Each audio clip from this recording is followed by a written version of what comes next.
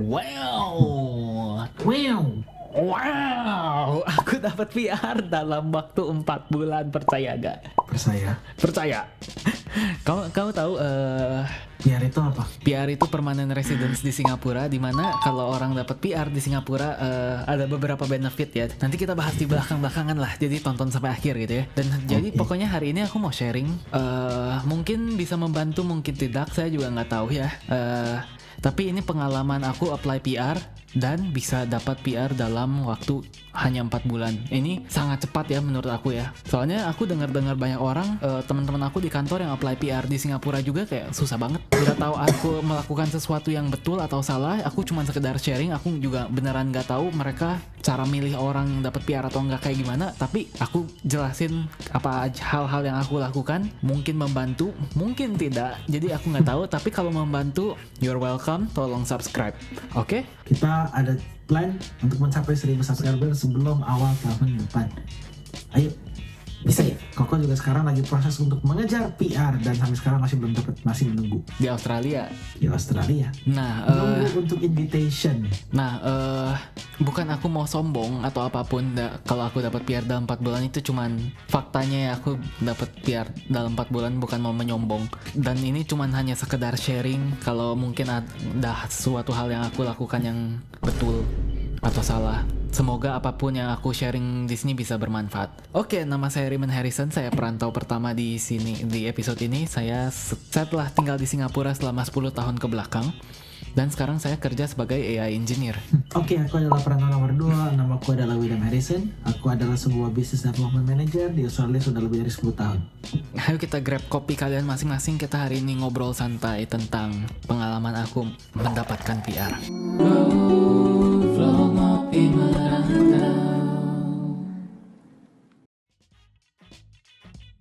Jadi sebagai background konteks, mungkin aku sedikit lebih gampang untuk mendapatkan PR ya, karena memang dari umur 15 aku udah sekolah di Singapura. Aku udah sekolah di Singapura dengan beasiswa juga, di mana pemerintah Singapura membiayai aku untuk sekolah SMP dan SMA di Singapura dan juga kuliah pada akhirnya gitu ya. Ini karena mungkin pemerintah Singapura udah mengeluarkan uang yang banyak untuk aku. Masa iya aku mau dilepas aja balik ke Indonesia? Mungkin mereka mau coba bikin aku stay. Tapi pengalaman beasiswa sama dengan dapat PR gampang ini tidak selalu betul juga ya. Soalnya aku tahu beberapa orang dan aku lihat di sosial media juga, mereka memang mendapatkan paket beasiswa yang sama, tapi mereka nggak dapat PR juga. Nggak tahu kenapa.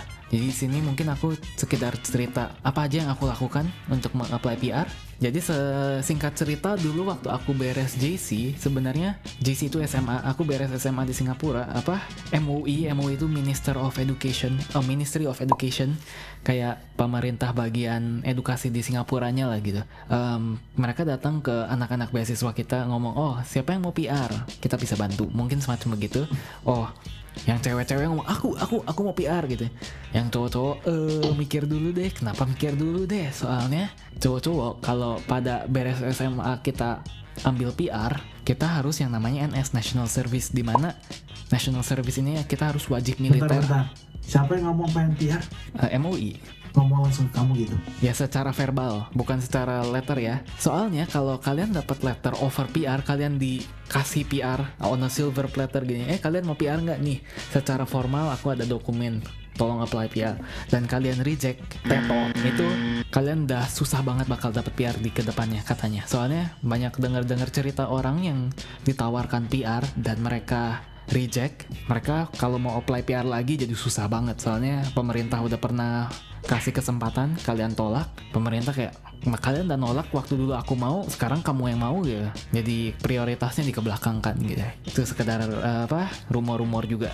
Oke, balik lagi ke cerita aku SMA. Mereka bilang, MUI bilang yang ngasih kita beasiswa, kalian kalau mau PR misalnya kita bisa bantu. Tapi kalau cowok-cowok mau PR harus national service, harus wajib militer selama 2 tahun. Kita waktu itu dipakai untuk latihan militer dan menjadi anggota personil militer di Singapura. Dan menurut senior-senior aku dulu, jangan ambil. Soalnya ada cara untuk mendapatkan PR tanpa harus wajib militer. Gimana caranya? Kerja dulu. Kalau kamu udah mulai kerja dan kamu apply PR, Masa iya harus 2 tahun pemerintah Singapura culik kamu 2 tahun masukin military gitu. Ya company-nya nggak seneng juga lah. Kita udah mulai kerja gitu kan. Kalau kita baru lulus SMA kan tanggungan masih lebih kecil ya. Masih fit juga badannya gitu, masih bisa lari 20 km kali, nggak tahu lah militer ngapain lah. Jadi tips yang didapatkan dari senior kita ini itu mulai kerja dulu. Jadi aku dengarkan tips dari senior ini dan beres kuliah aku apply kerja kan. Apply kerja tidak gampang, terutama kalau kalian foreigner ya. Kalau kalian tidak ada status PR, apply kerja itu susah banget. Aku udah pernah cerita gimana susahnya apply kerja di sini. Ya mungkin di episode perjuangan aku hidup di Singapura selama ini. Silahkan dicek kalau mau. Tapi begitu kamu dapat kerja, usahakan mungkin pekerjaan kalian adalah pekerjaan yang memang dicari di Singapura, yang memang Singapura mau perkembangkan. Dimana aku kerja sebagai AI engineer dan Singapura sekarang lagi nge-push AI banget ya. Jadi kalau kalian bisa terlihat ada pengen kontribusi kepada Singapura dan bisa berkontribusi kepada Singapura, dan kalian bisa menunjukkan kalau kalian intensi untuk menetap di Singapura dalam jangka yang lama. Nanti cara-caranya bagaimana untuk menunjukkan ini saya bakal kasih tahu. Ini kesempatan untuk kalian bisa dapat PR lebih besar. Oke, jadi aku apply, aku mulai kerja. Oke, aku mulai kerja, gak langsung apply. Aku kerja 6 bulan dulu. Kenapa 6 bulan aku kerja? Soalnya dalam 6 bulan ini setiap bulan aku dapat payslip. Aku dapat gaji aku dalam kertas ya setiap bulan. Dan salah satu kriteria untuk apply PR itu untuk mencantumkan payslip kalian dalam 6 bulan terakhir. Optional sih, kalau kalian gak mau cantumkan ya silahkan. Tapi kalau kita cantumkan, chances of getting PR-nya mungkin lebih tinggi. Emang kamu di Integris sudah berapa lama? Aku kerja udah 6 bulan. Maksudnya di Integris baru 6 bulan. Sekarang oh enggak, sekarang udah 1,5 tahun aku kerja di sini.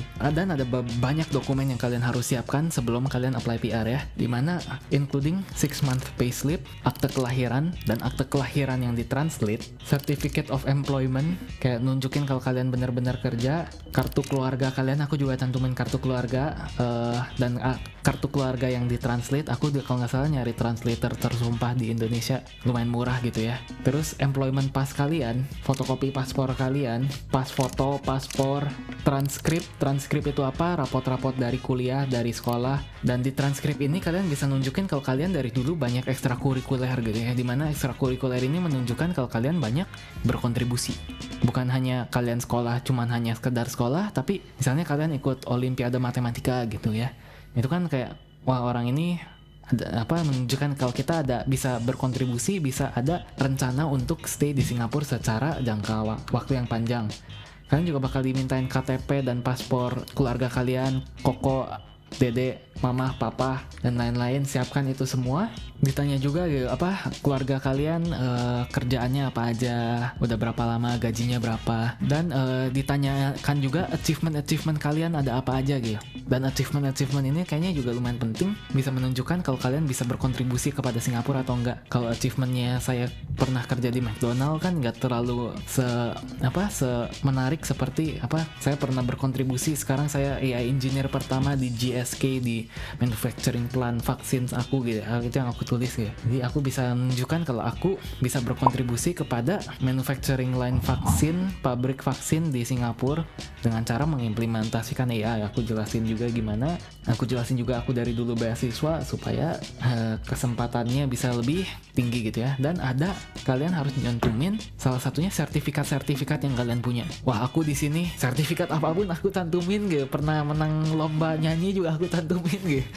Aku cantumin semua, lihat aku ada sertifikat apa aja di sini. Risk management certificate, pernah ikut kelas risk management, ada sertifikat cantumin gitu. Tapi ya banyak sertifikat ikut kelas. Terus ada sertifikat apa lagi ya? Banyak juga sertifikat yang menarik ya. Coba aku share screen ya. Coco is laughing, everyone can hear you.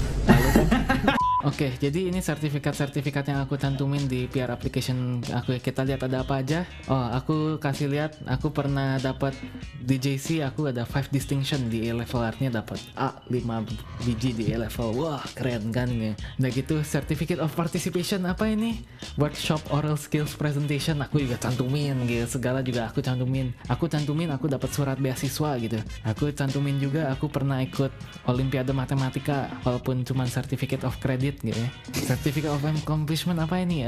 Apa sih kredit? English Language Bridging Course for Scholars gitu, cuman ikut kelas bahasa Inggris dapat sertifikat, cantumin, kasih lihat aja aku punya banyak second runner up ini kompetisi di sekolah dulu. Emang kamu sertifikat taruh di mana? Kamu Nggak juga tahu. banyak sertifikat, kamu nggak tahu hilang semua kali di Ya aku kumpulin, aku gali-gali gitu. Aku gali-gali dokumen lama gitu, buat nyariin apa aja. Sertifikat apa ini? Master Raymond Harrison Certificate of Appreciation. Wah, terdengar keren. Padahal apa ini? Cuman member doang. Kenapa kamu tulisnya master? Ya enggak, ini sertifikat dari sekolah namanya Master Raymond Harrison. Dan gitu Certificate of Appreciation. Oh, appreciation ini terdengar bagus ya, terdengar seperti aku banyak berkontribusi, dan aku memang berkontribusi, menunjukkan kalau aku berkontribusi kepada sekolah, artinya aku bisa berkontribusi kepada Singapura. Graduation Itu Master Certificate. Raymond Harrison cuman buat lucu-lucuan doang. Enggak, itu beneran memang dari sekolahnya tulisannya Master Raymond Harrison. Certificate of Participation Olimpiade lagi, participation apa Alpha Program. Oh, ini aku menang juara 1 dulu tapi dapatnya participation juga, tapi ya udah terserah. School Graduation Certificate. Aku dapat apa? Ini aku kerja di JSK, aku dapat kayak penghargaan dari manajer aku aja ya. Cuman dia mau mengapresiasikan aku presentasi di Raymond. I want to take a moment to express. Dia ngepost ini kayak semacam LinkedIn internal kerja gitu. Aku screenshot, aku cantumin gitu. Apa? Cuman ngomong ini dari manajer aku, ngomong dia apresiasi karena aku udah presentasi tentang AI powered leak detection system. Oh, presentasinya sangat informatif. Menunjukin remarkable capability and potential of the system. Wah, jadi terdengar kayak wah, Raymond bisa berkontribusi, bahkan dapat Global Recognition Award. Apa ini? Terdengar sangat keren nggak? Padahal ya cuman recognition award doang. Nggak tahu lah, tapi tulisannya global ya. Terdengar keren, aku cantumin gitu ya. Segala cantumin lah. Successful completion of risk management course, cantumin. Ini yang penting, ini lumayan penting nih kayaknya. Aku dapat sertifikat dari SMA aku for significant contribution to the college community. Nah, ini kayaknya ini sangat berpengaruh. Pokoknya sertifikat apapun yang kalian punya, ya pokoknya sertifikat apapun yang kalian punya ya, yang bisa menunjukkan kalau kalian bisa berkontribusi kepada Singapura, kalian memiliki penghargaan apapun, aku cantumin aja. Nggak tahu ini tindakan yang betul atau salah. Mungkin di mata aku ini betul, soalnya bisa menunjukkan kalau aku banyak achievement dan aku banyak kontribusi kepada Singapura. Tapi di sisi lain mungkin orang bisa juga ngomong kalau kalian sertifikatnya kebanyakan dan mereka buka satu-satu, ini nggak penting sertifikatnya, mereka bisa skip dan mereka belum lihat sertifikat yang actually matters gitu kali ya. Jadi ini bisa jadi double edged sword. Mungkin tergantung juga orang yang ngecek kamu orang kayak gimana, but it work for me gitu ya. Oke, ini kan apply biasa, semua orang juga yang apply melalui proses ini. Dan juga kalian sebenarnya bisa meminta testimoni dari employer kalian. Kalian bisa ngomong ke manajer kalian atau ke bos kalian ya, oh minta testimoni biar dapat PR dong. Aku nggak melakukan ini, aku baru tahu bisa melakukan ini waktu aku bilang ke manajer aku, aku baru apply PR. Terus manajer aku nanya, oh perlu testimoni nggak? Beberapa hari yang lalu aku ada nulis testimoni buat pegawai lain lah gitu. Bisa cantumin testimoni? Aku nggak tahu.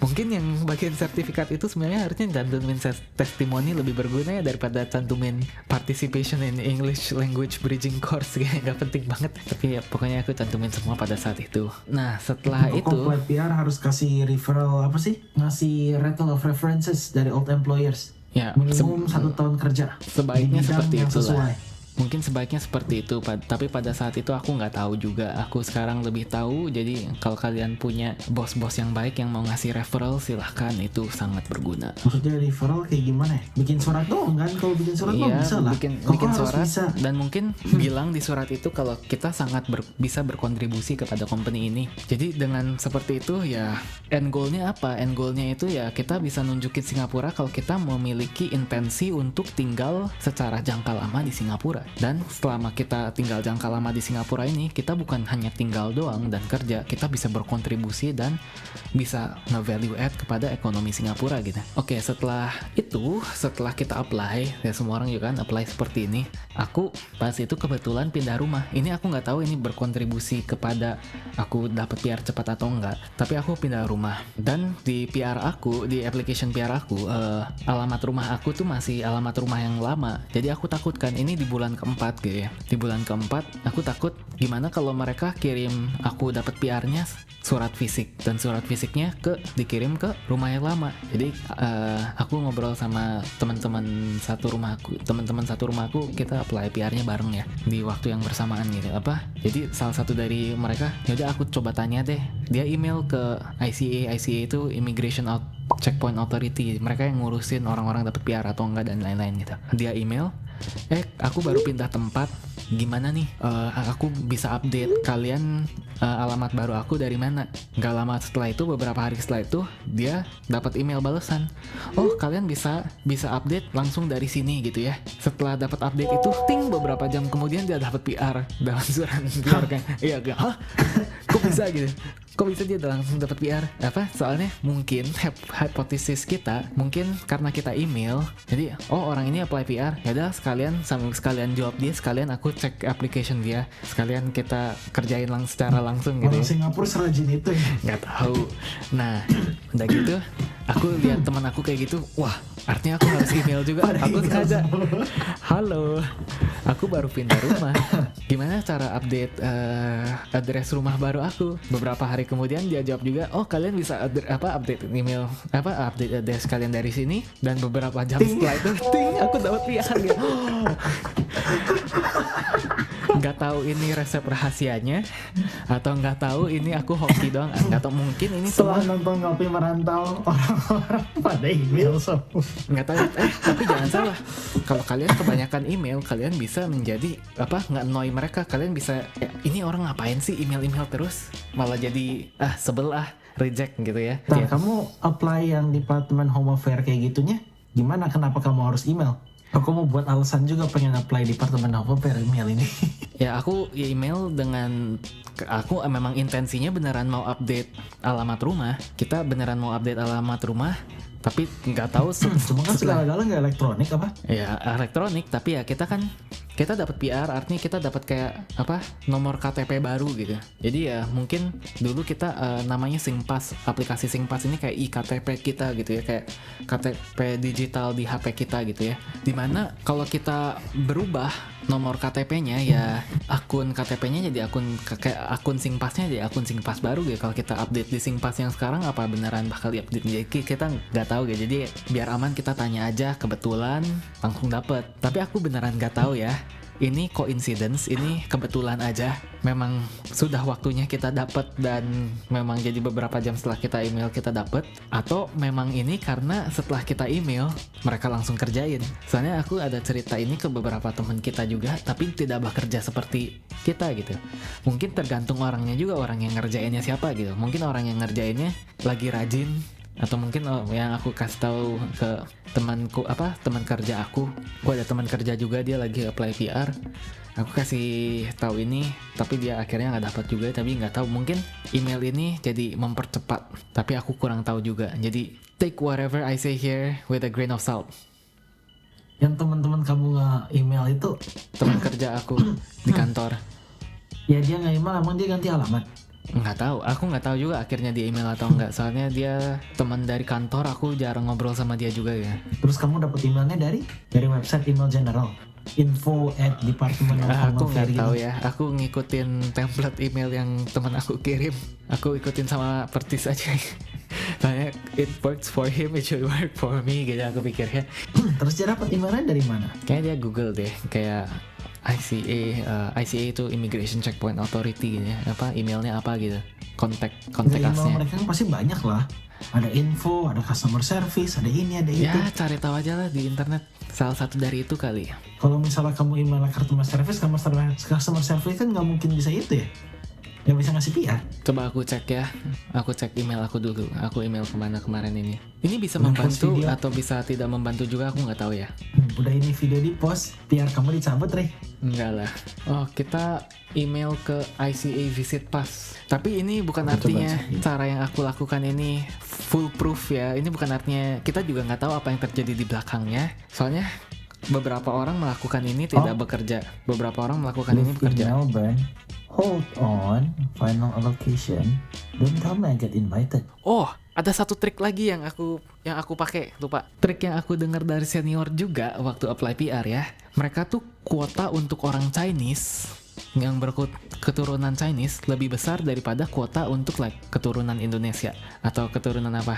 Jadi untuk menunjukkan kalau kita orangnya Chinese gitu ya, dalam secara dokumen legal di Indonesia kita nggak punya nama Mandarin kan, kita nggak punya nama Chinese soalnya ya memang pada zaman dulu nama Chinese itu tidak diizinkan di Indonesia. Tapi waktu aku apply PR, aku tulis nama Chinese, jadi ada name and then kayak kalau nggak salah aliasnya gitu. Oh, ada satu segmen di mana kalian bisa kasih nama ethnic name kalian. Di mana ethnic name ini nama etnis kalian. Aku tulislah nama Mandarin aku gitu. Walaupun nama Mandarin aku bukan nama Mandarin yang secara resmi ada di akte kelahiran aku di Indonesia gitu. Tapi sekarang di kartu PR aku jadi ada nama Mandarin aku gitu. Jadi secara resmi sekarang aku memiliki nama Mandarin melalui PR aku ini. Dan trik ini dikatakan soalnya katanya ya kalau mereka lihat nama kita Mandarin, ada Mandarinnya, dan karena kita mungkin bisa masuk ke kuota orang beretnis Tionghoa gitu,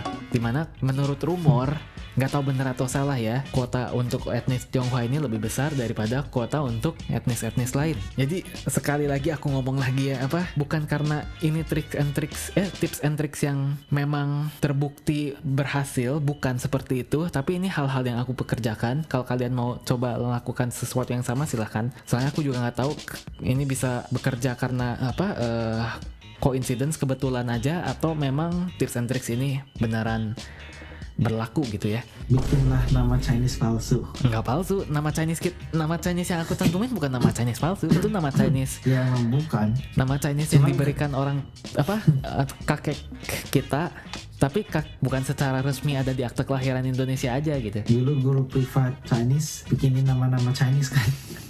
Buat Marin.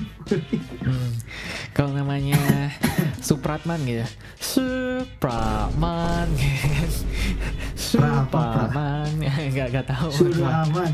Oh, Suryaman gitu, Suryaman. Suryaman. Su pohon panas ayah. 朋友是一个坚韧不拔的纪录片，在香港这座城市的社区，主演钱和乐、罗斯、福。 Itu kan nama yang kita bikin ya. Nggak cuma Lau Shafeni dulu bikin nggak sih? Nama-nama Chinese, nama-nama Chinese itu. Iya, tapi karena memang nama Chinese kita dari kita masa kecil, aku pakai juga lah buat apply PR ini gitu ya. Jadi setelah aku dapat, oke, congratulations, kamu dapat in principle approval namanya. Apa langkah selanjutnya yang kalian harus lakukan? Yang kalian harus lakukan itu ada medical check up. Kalian harus tes darah, X-ray paru-paru, tuberkulosis. Ya gitu, kalian juga harus pas foto lagi, pas foto yang updated, dan kalian harus apply yang namanya MediShield Life, kayak apply asuransi kayak BPJS gitu, BPJS versi Singapura. Setelah itu semua beres, kalian harus ke kantor ICA, kalian di scan matanya, retinanya, kalian menjual biodata kalian kepada Singapura. Setelah itu tada, selesai deh, kalian dapat PR. Dan setelah dapat PR, kalian tinggal tungguin kartu fisiknya keluar. Kalian datang ke post office tuh apa ya bahasa Indonya? Kantor pos. Kalian datang ke kantor pos buat ambil kartu PR kalian. Dan begitulah cerita aku mendapatkan PR dalam 4 bulan. Mungkin membantu, mungkin tidak. Aku hanya sekedar sharing. Benefitnya apa, Ri? Oh iya, lupa. Kenapa semua orang mau dapat PR ya? Pertama ya, lebih gampang dapat kerja. Dimana kalau sebagai foreigner, kalian mau cari kerja itu mereka selalu nanya, kalian Singaporean or PR nggak? Kalau mereka bilang enggak, mereka tuh punya kuota untuk employment pass. Mereka nggak bisa hire satu company, mereka semua isinya foreigner gitu ya. Jadi setiap company masing-masing punya kuota untuk foreigner, dimana misalnya satu company ini cuma bisa accept foreigner 2 orang gitu ya. Mereka cuma bisa terima orang asing 2 orang. Mereka mending memperkerjakan orang seperti aku yang baru lulus kuliah, atau mereka mending cari expat dari luar yang memang sudah berpengalaman banyak. Jadi kompetisi kita sangat-sangat ketat ya. Kompetisi kita beneran sama ekspat-ekspat yang beneran mau datang ke Singapura untuk kerja dengan berpengalaman berpuluh-puluh tahun di Indonesia gitu. Oke, benefit PR itu ada apa lagi selain itu? Kita dapat kayak duit tambahan dari company, dimana gaji pokok kita sepersekian persen dipotong buat masuk kayak duit pensiun. Jadi memang duit kita dipotong yang misalnya awalnya gaji kalian misalnya 5 juta gitu ya. Misalnya 10 juta 1 juta perlu masuk duit pensiun. Ini duitnya masih punya kalian tapi kalian nggak bisa pegang sampai kalian umur 55 kalau nggak salah. Kalian cuma bisa keluarin duit itu waktu kalian umur 55 dan keluarinnya nggak bisa langsung blek. Semua duit pensiun aku ambil gitu, keluarinnya dikit-dikit. Kecuali kalau kalian keluar dari Singapura for good gitu. Kalau kalian keluar dari Singapura for good, kalian bisa ambil semua duit pensiun kalian yang dikunci sama pemerintah. Tapi kalau kalian mau balik lagi ke Singapura, semua duit yang kalian sudah ambil harus dibalikin lagi dan dikunci kembali, semacam begitu. Tapi walaupun kita dipotong berapa persen gaji kita, employer kita juga harus kontribusi kepada duit pensiun kita. Misalnya gaji kita 5 juta.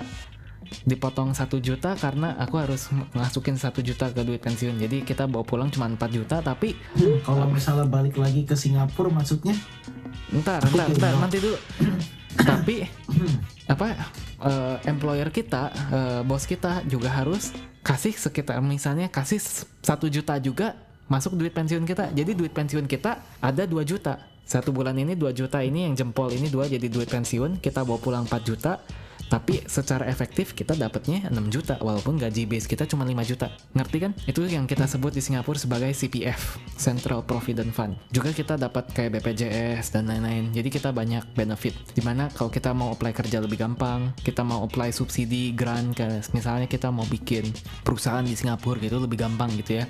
Soalnya kita punya permanent residency di Singapura. Kalau misalnya kita punya PR juga dan kita menikah dengan Singaporean, kita bisa beli rumah pemerintah HDB, di mana ini rumah pemerintah yang disubsidi besar-besaran banget gitu. Makanya Singaporean hampir semua orang bisa beli rumah. Kenapa? Karena mereka nggak perlu ngeluarin duit dari kantong sendiri buat beli rumah. Mereka beli rumah dari mana? Dari duit CPF. Jadi duit CPF mereka nggak perlu ngeluarin cash gitu. They can pay their whole house pakai CPF. Soalnya rumahnya Rent free, mortgage free. Kebanyakan dari mereka bisa afford rumah hanya dengan duit CPF karena sangat disubsidi pemerintah rumahnya, cicilannya bisa dibayar pakai CPF gitu. So you're not paying anything basically. Ya, dan CPF ini berbunga setiap misalnya gaji kalian 5 juta, 10 juta masuk CPF, 10 juta ditambah lagi sama employer kalian buat masuk duit pensiun, masuk CPF. Jadi 2 juta ini berbunga setiap bulan, setiap tahun. Duit yang kalian tidak bisa pegang tuh berbunga. Tapi walaupun kalian tidak bisa pegang, kalian bisa menggunakan duit ini untuk beberapa hal. Contohnya kalau misalnya kalian mau belajar lagi, kalian bisa keluarin buat duitnya dengan alasan kita mau belajar, atau kalian mau beli rumah bisa pakai duit ini gitu. Jadi ya ini benefit CPF. Gak ngertinya gimana? Kamu beli rumah, kamu bayar deposit, ada bayar deposit, kamu ke bank, kita pinjam ke bank, kamu bayar ya KPR, cicilan rumah. Ya cicilan rumahnya pakai CPF. Jadi dikasih duit itu aja sama pemerintah, cuma cukup bayar deposit, terus gak perlu bayar cicilan sama hidup. Ya bayar cicilannya ya bayarnya, tapi nggak, kebanyakan orang yang CPF-nya udah lumayan besar, mereka nggak perlu keluarin duit dari kantong, mereka bisa bayar cicilan pakai CPF. Ya pokoknya begitulah. Tapi kalau itu hanya kalau kalian menikah dengan Singaporean. Kalau kalau pasangan kalian PR dan PR, kalian nggak bisa beli yang namanya BTO. BTO itu build to order, dimana kalian nggak bisa beli rumah yang brand new dari pemerintah. Kalian bisa beli resale. Resale itu apa? Orang yang udah tinggal di kita sebutnya HDB. HDB itu rumah yang dibuat sama pemerintah gitu. Orang yang udah tinggal di HDB, mereka udah pindah rumah, HDB ini kosong, mereka bisa jual ulang. Nah, kita bisa beli rumah HDB resale dengan harga yang lebih mahal. Di sini malah international bolehnya beli rumah baru, nggak boleh beli rumah bekas. Locals dan lain-lain baru boleh beli rumah bekas. Kenapa? Soalnya rumah bekas lebih murah. Justru rumah bekas lebih mahal di Singapura. Kenapa rumah bekas lebih mahal? Karena rumah baru ini disubsidi pemerintah besar-besaran. Sini rumah bekas kadang lebih murah, kadang lebih mahal. Tergantung area, tergantung lokasi, it depends literally. Cuman rumah bekas kan gimana ya? Riman beli tanah, bangun rumah di atas. Rumahnya tuh sebagikan furniture, tanahnya naik. Furniture-nya it will depreciate a little bit. But after it depreciate a little bit, in long term it will go up. Kalau di Singapura ya, istilahnya. Kita kebanyakan itu hampir semua orang kalau beli rumah itu bukan artinya mereka kayak memiliki rumah itu. Mereka cuma memiliki rumah itu selama 99 tahun. Ada 99 year lease. Leasehold gak freehold. Ya, jadi kalau udah 99 tahun ya rumah itu udah balik lagi ke pemerintah gitu. Soalnya tanah Singapura sangat dikit ya. Kalau semua orang bisa freehold ya semua orang kayak orang-orang kaya semua beliin tanah terus ya nggak ada yang punya rumah gitu di Singapura. Kalau misalnya kalau foreigner bisa beli rumah baru di Singapura, Singapura orangnya ada berapa? Cuma 5 juta, 6 juta. Orang-orang kaya di Cina banyak banget kan orang-orang kaya di Cina gitu, yang bisa beli rumah di Singapura gitu. Ya mereka beliin semua rumah baru. Jadi benefit lain ya mungkin secara edukasi kalau kita punya anak, edukasi di Singapura itu kalau anak kalian Singaporean-nya sangat-sangat murah, sangat-sangat disubsidi pemerintah ya. Kalau Singaporean primary school dari SD sampai SMA ya itu lebih murah dari iPhone baru kayaknya. Lebih murah dari satu iPhone, bisa nyekolahin anak dari Singapura maju, rakyat-rakyat dikasih edukasi, disubsidiin. Iya sangat-sangat murah. Kasih rumah dan lain-lain ya iyalah. Dan kalau PR kalian bisa mendapatkan sebagian dari benefit Singapura seperti itu. Makanya orang Singapura kaya soalnya orang Indonesia mau sekolah aja mikirnya aduh mau kuliah mau SMA mahal banget gitu. Singapura ya nggak perlu mikir ya. 1 bulan paling SMA bayar $10 gitu. Ini murah banget gitu ya. Sebenarnya itu public school ya, bukan private school. Iya public school. Kalau orang-orang kaya baru bisa masukin anak ke private school. Emang kamu mau di public school anak-anak kamu? Why not? Kalau public university dipandang jauh lebih bagus daripada private university. Jadi kalau di Singapura ya, public university itu, top universities di Singapura itu public semua. NUS, NTU, SMU, SUTD, SIT. Itu semua public school. Kalau mereka nggak bisa dapat public school, kebanyakan Singaporean, mereka nggak mau ke private school. Mereka kaburnya kemana? Ke Australia. Soalnya Australia, menurut mereka, masuk kuliah ke Australia lebih gampang daripada masuk kuliah ke public school di Singapura. Dan reputasinya kuliah di Australia lebih baik daripada masuk ke private school di Singapura. Semacam begitu. Makanya kalau masuk sekolah private biasa Cuma buat anak-anak bayarnya kayak mahal. ya mahal. Private school juga mahal. Private school di Singapura mahal banget. Dan public education di Singapura itu udah sangat-sangat bagus. Edukasi di Singapura itu kalau nggak salah nomor 1 di dunia deh.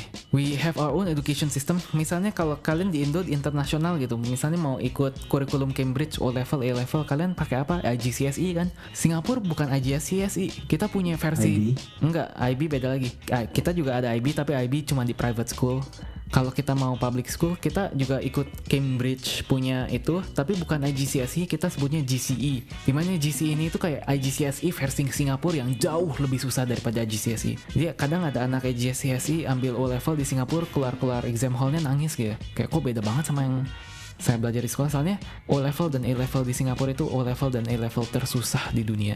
Ya tapi itu udah besides the point. Oke, jadi begitulah cerita aku ya. Kita udah melencong banyak banget. Begitu cerita aku dapat PR di Singapura dalam 4 bulan. Jadi kalau ini membantu, semoga membantu. Kalau tidak, sorry, aku juga nggak tahu kenapa aku bisa dapat secepat itu ya. Atau memang sekarang memang lagi cepat semua orang dapatnya juga. Aku nggak tahu ya. Aku nggak tahu cara mereka bekerja gimana di ICA. Tapi semoga membantu. Kalau membantu, tolong subscribe. Kami Ngopi Merantau. Kami mau membawa perspektif orang luar kepada orang Indonesia. Dan yang subscribe, amin cepat kaya. Bye-bye. Bye-bye. Hey, jangan skip dulu video ini. Percaya nggak kalian kalau aku bisa bikin kartu ini melayang ya? Kalau aku bisa, kalian harus janji subscribe ke channel-channel kami dan tonton video kami yang lainnya ya. Ayo kita lihat. Hey, melayang beneran ini. Hey, sesuai janji.